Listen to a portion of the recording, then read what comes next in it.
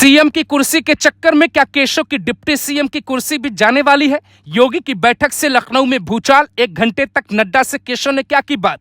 मोदी शाह की एंट्री से पहले ही सुलझ गया सीएम का मुद्दा या पिक्चर अभी बाकी है? बिहार में एक कहावत है, चौबे चले थे छब्बे बनने, दूबे बनकर लौटे। यानी महत्वाकांक्षा पूरी करने के चक्कर में जो हाथ में है उसे भी गंवा दिया। तो क्या केशव प्रसाद मौर्य के साथ अब यही होने वाला है?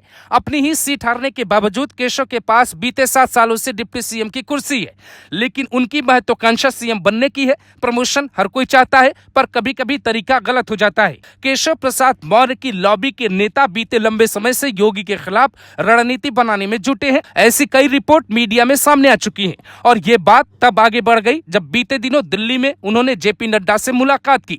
60 मिनट की मुलाकात में दोनों के बीच क्या क्या बातचीत हुई, उसकी 3 तरह की जानकारियां सामने आ रही है।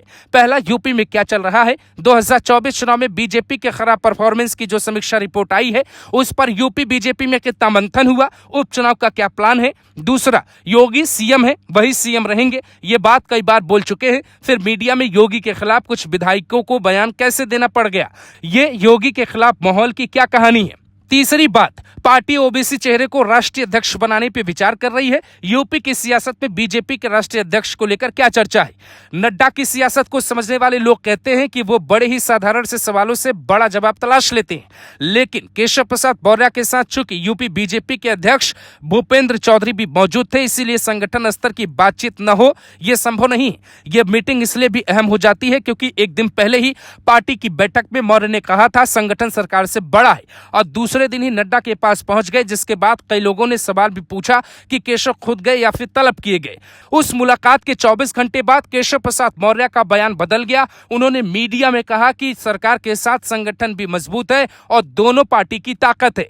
तलब किए जाने की संभावनाएं इसलिए ज्यादा लगी क्योंकि मीटिंग के कुछ ही घंटे बाद यह जानकारी सामने आई कि पार्टी हाईकमान ने यह साफ कर दिया है कि 27 का विधानसभा चुनाव योगी के नेतृत्व में ही लड़ा जाएगा। यानी केशव की तरह कुर्सी की चाह रखने वाले नेताओं को पार्टी अब ज्यादा एंटरटेन नहीं करेगी। तो सवाल ये उठता है कि क्या केशव प्रसाद मौर्य की डिप्टी सीएम की कुर्सी भी जाने वाली है। योगी ने लखनऊ में जो मीटिंग बुलाई उसमें उपचुनाव पर चर्चा होनी है। यूपी की 10 सीटों के लिए होने वाले उपचुनाव की तारीख अभी तय नहीं है, पर योगी ने पहले ही इन सीटों के लिए प्रभारी तय कर दिए गए, जिनमें ना तो केशव का नाम है और ना ही ब्रजेश पाठक का।